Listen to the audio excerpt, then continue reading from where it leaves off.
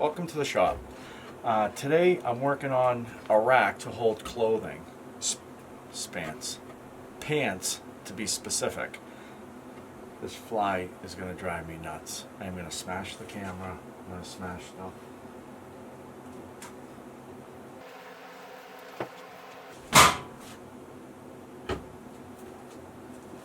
I missed them. But anyways, this is my first video with my new camera, and I got a fly flying around the shop, and it's driving me nuts.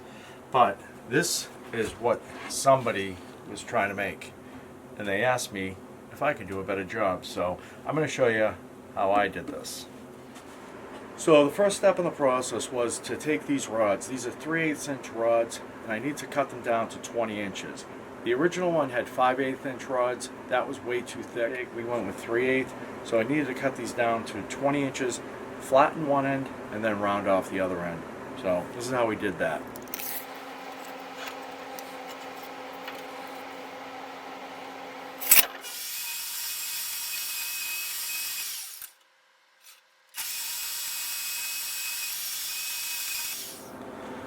So let's bring these over to the grinder now and see what we can do with them over there. So the best job for this is the 2x72. I want all these to look the same, so I'm going to use a jig here so I can just put these in, and every piece of bar stock is going to look identical to each other.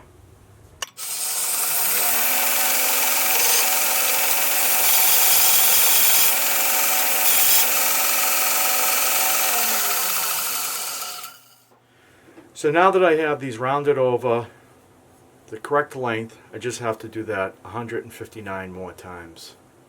And through the magic of YouTube, they're all done. So here they are, and now they got to be assembled. But before we can assemble them, we have to make the backing plate. So let's go do that. So it was at this point I ran into a little hiccup. The customer had given me a print, but these measurements were not what I expected to see. I expected to have 24 inches wide and 3/4 inch spacing, or whatever the spacing was going to be, and that was it. Well, the print I got, it was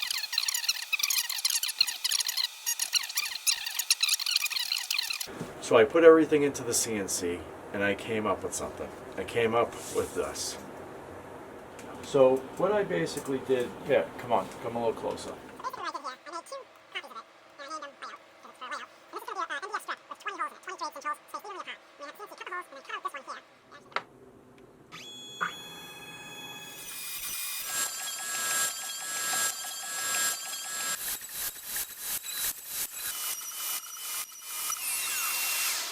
So after I got that cut, it was easier just to measure the 2 inches and then just cut a strip. I cut it at the table saw, just ran it across, and that's how I got these templates. And you can imagine what it looked like just to cut it off, right?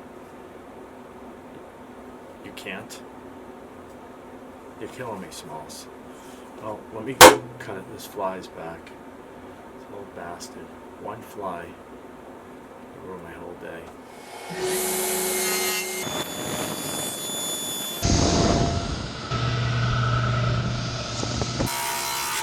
Now you got it. So once I had the template with all 3/8 inch holes, I could physically see it and see what it was going to look like.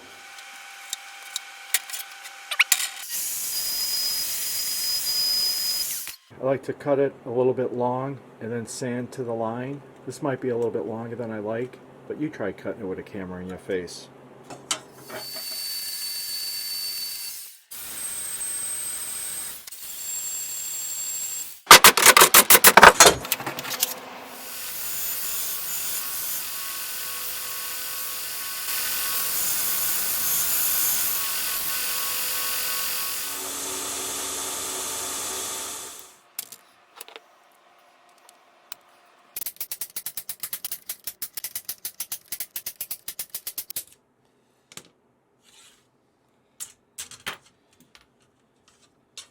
So I have little marks on these, but I want to hit them a little bit harder. That way it'll make it a little bit easier to get the drill bit started.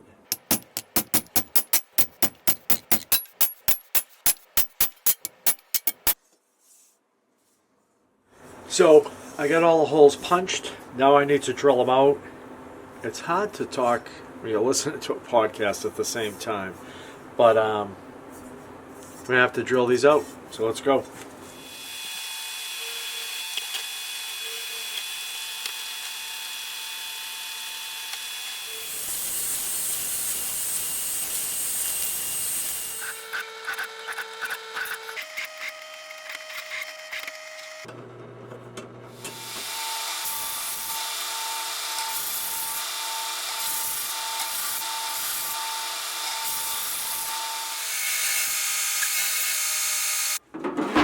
So before I weld these up, I just want to take these rods, they get like oil on them.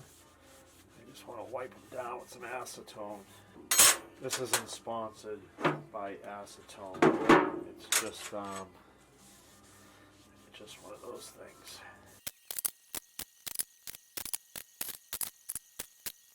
So this is where the CNC saved my ass. So I made this template, and obviously it lines up with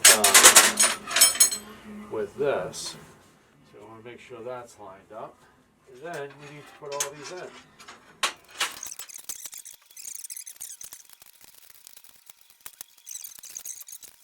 And this is part of what makes having a welding table so helpful. When you weld stuff, you're able to lock it down and keep it where it needs to be. So to weld this up, I'm using the Lincoln 140 MP. It's a multi-process welder. It does stick, TIG, and MIG. I'm going to be using it to TIG weld today. If you want to know what settings I'm using, you're on the wrong channel. I'm using whatever settings it's going to take to let the metal melt, and we're going to go from there. So this is the baby I'm using.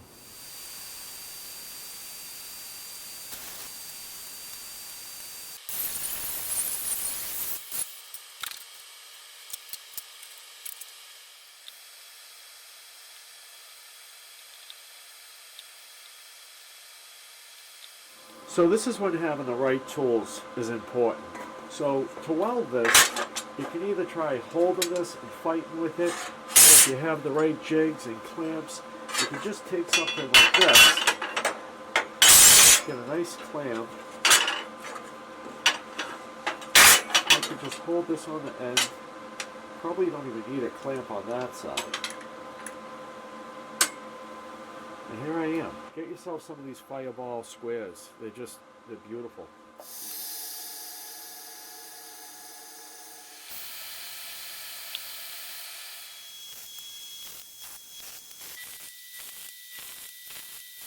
This is one of my favorite abrasive wheels from Pferd. It's called the Polyvlees. I don't know. They have some really tough names, but they get really tough tools as well. But this is a combination of sandpaper and Scotch-Brite, and it leaves just a great finish, a nice satin finish. One pass and it's just great.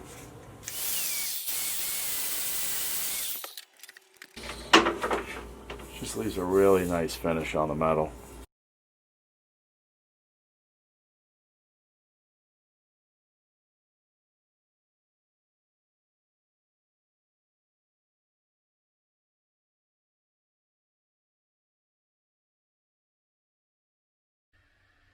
This video is not sponsored by Harris or Lincoln, but without their help in the past, it wouldn't have been possible. So thank you to both of you.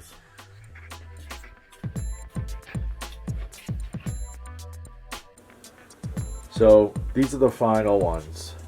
They came out great. I'm hoping the customer's happy. And it was a nice little job for the shop. So thanks for watching. I hope you enjoyed it. If you did, please like, share, subscribe, and maybe check out one of my other videos. Who knows? Maybe you would like to. Thank you.